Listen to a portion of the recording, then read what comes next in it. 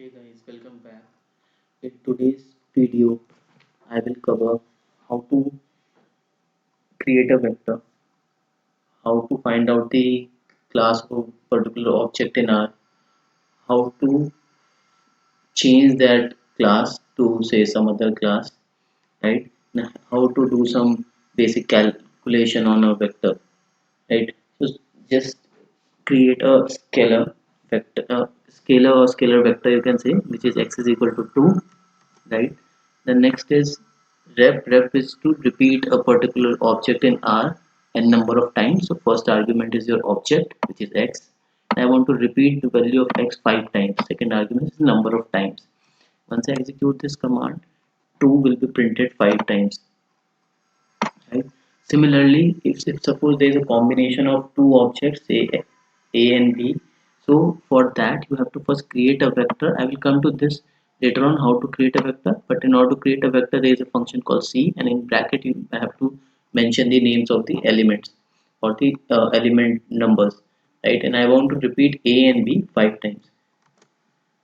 So a b will be repeated 5 times, right? Now in order to check the class of a particular variable. Now I want to create an object called x is equal to in quotes 2. So here 2 is basically a character, right? So once I execute this, value of character value of 2 is assigned to a variable called x, right? Now in order to check whether this is numeric, character, boolean, there is a function called class, and in parentheses you need to mention the name of the object. Once I execute this command, it will print the type of object in R console. Right now it's showing that it is a character. Now in order to check whether this is character, this is numeric, or so on, so the function to do that is dot numeric in order to identify whether this is numeric or not, and answer of this will be either true and false. Once I execute this, it will give me false because this is a character, not a numeric. Now just to validate that, you can write a function called is dot character to identify whether the object is character or not, in parenthesis name of the object. Once I execute this, c2 is printed in the R console, which is saying that object x is a character vector. Now in order to convert this character object to a numeric, there is a function called as dot numeric, and in parenthesis you need to mention the name of the object. Similarly, if you want to convert a numeric to a character, there is a function called as dot character, right? So now, right now, I want to store this value into a variable called x, right?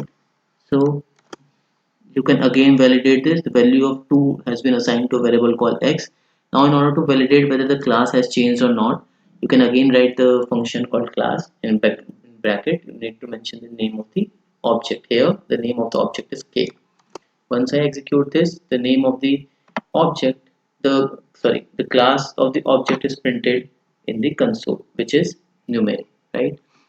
Now, be very careful while working with vectors in R, right? Because if any value or character value is available in a vector instead of say number, any arithmetic calculations by mean, max, sum, etc. will give you NA. For example, here I want to create a vector from 1 to 4, but it consists of an character NA, right? So once I execute this, it will create a vector x, but once I aggregate the number or calculate the mean of x, it will give me NA as a result, right? So in order to tackle this problem, there is an argument which is called na.rm is equal to true. Na.rm stands for remove. It will remove that element and then calculate the mean. The mean of this is 2.5. Now if inside, so vector, as I told you, vector can consist of data of only one data type, right? If there are multiple data type present, it will convert all the numeric numbers to characters.